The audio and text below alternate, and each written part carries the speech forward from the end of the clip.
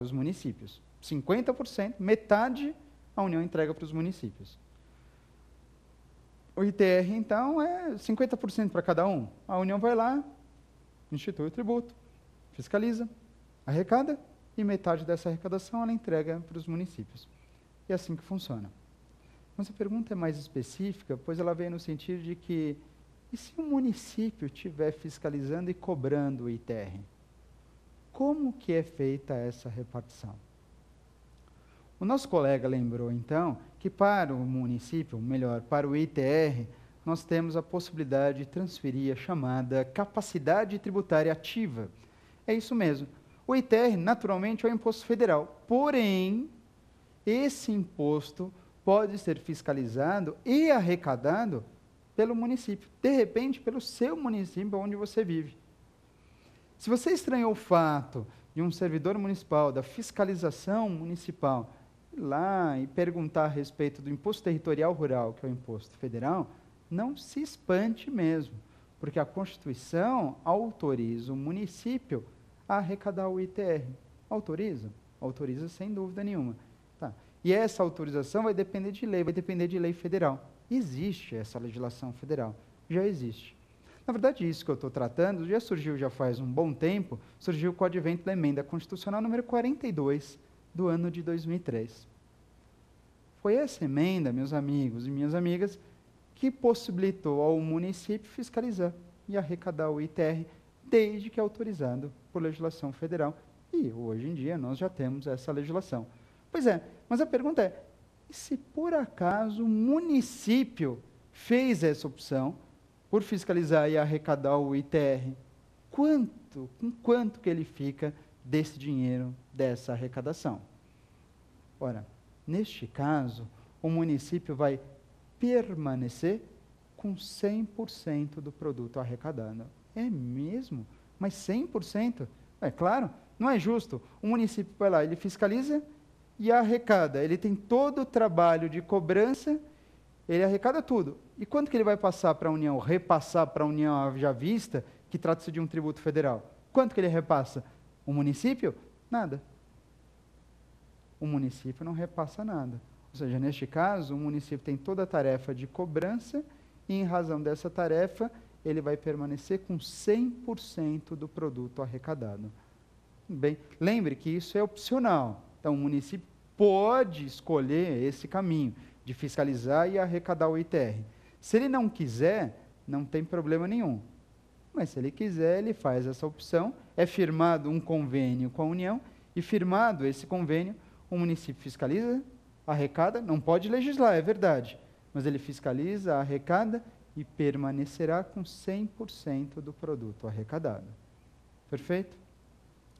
Nesse sentido, então, você não tem propriamente a repartição de receita. Por quê? Porque você não vai falar que a União entregou os 100% para o município, porque ela não entregou. Foi o município que ele sozinho foi lá, fiscalizou, cobrou e fica com esses valores para utilizar em benefício próprio. Bem? Neste caso, para quem lembrar, a gente está falando de um tributo que passa a ter uma natureza parafiscal. Por que um tributo de natureza parafiscal? No caso, o ITR. Simples, porque ele passa a ser arrecadado por uma pessoa diversa daquela que possui competência. E aí, então, você está diante da parafiscalidade tributária, quando um tributo é arrecadado por uma pessoa diferente daquela que possui competência. Tudo bem? Ficou claro? Vamos partir para mais uma pergunta? Vamos lá, acompanhem comigo. Professor, há pouco tempo o IPI teve sua alíquota reduzida a zero. Isso significa que o imposto não é repartido?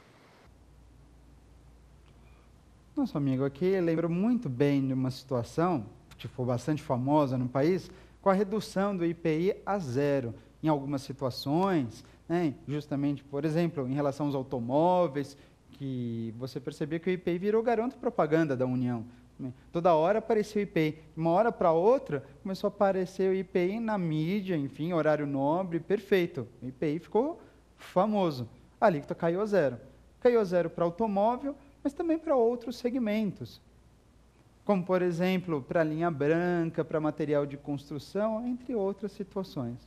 Nestes casos, Se a alíquota for reduzida a zero, e foi um incentivo dado pela União, né, justamente ao consumo de determinadas mercadorias, de determinados produtos, para determinados segmentos industriais, naturalmente a União oferece esse benefício, só que em contrapartida ela acabou arrecadando menos imposto, pelo menos em relação ao IPI. Não quanto aos demais, mas quanto ao IPI, a arrecadação foi reduzida. Mas essa é a contrapartida de um benefício fiscal. Neste caso, ela reduz a alíquota do imposto, tudo bem, neste caso jogou a alíquota a zero, não vai arrecadar nada para determinado segmento, mas em compensação ela acelera o crescimento, enfim, estimula a produção, favorece algumas empresas. Perfeito? Tá bom. Aí você fica pensando, bom, se isso aconteceu, então quer dizer que se a União pôde fazer isso com tranquilidade, porque foi o que aconteceu, então significa dizer que o IPI não é repartido com ninguém?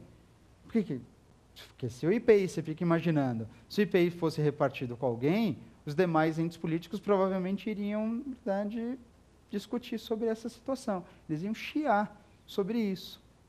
Desculpa a palavra, mas é exatamente isso. Os outros entes políticos não iam ficar nada felizes com a diminuição da arrecadação. Ainda mais se a alíquota é jogada a zero, que foi o que aconteceu. Pois é, apesar de ter acontecido isso, a alíquota reduzida a zero, não significa dizer que só foi feito para o IPI, tendo em vista esse imposto não fazer parte da repartição de receitas, porque isso não é verdade. O IPI tem sim a sua receita repartida. Bem, tem mesmo. Aliás, no mesmo montante que o imposto de renda. Né? Quase 50% da arrecadação do imposto de renda e da arrecadação do IPI, quase beirando os 50%, 48%, segundo a Constituição, tem a sua receita, na verdade, destinada a fundos de participação dos estados e fundo de participação dos municípios. Lembra que o fato de mexer na alíquota, ele não desautoriza a participação na receita alheia. Só que, em contrapartida, os entes políticos beneficiados, estados, Distrito Federal e municípios, com o IPI e com o imposto de renda, eles têm benefício de participar no produto da arrecadação desse imposto de renda, desse IPI. Eles têm esse benefício. Mas, pelo fato de possuírem esse benefício, eles têm condições de interferir na mudança de alíquota? Não, não tem condições de interferir na mudança de alíquota. Ora, e por que não? Porque mudar a alíquota, né, de impostos, a rigor, depende de legislação. E de que tipo de legislação? Legislação federal.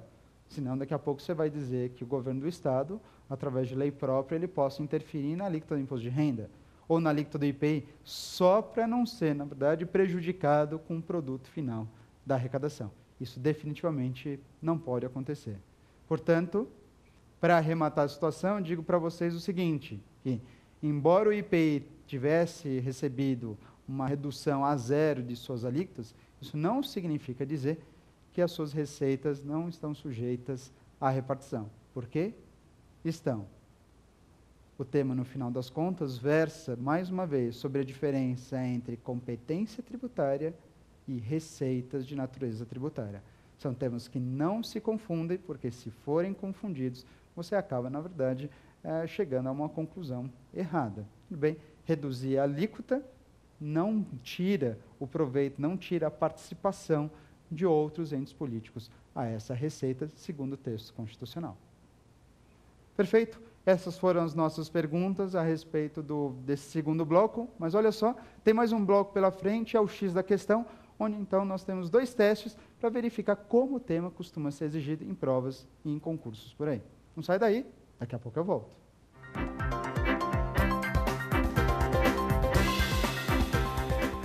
Voltamos então para o nosso terceiro e último bloco, o X da questão. X da questão, então, como você sabe, repito aqui para você. Então, vamos verificar 2 testes, versando justamente sobre esse tema, repartição de receitas tributárias. Um tema que, embora não tenha tanta incidência em provas, mas quando cai, é para acertar e garantir a pontuação. Perfeito? Vamos partir, então, verificar logo já a primeira questão. Vamos lá? Acompanha comigo. Primeira questão, então, uma prova realizada aqui para o exame da ordem.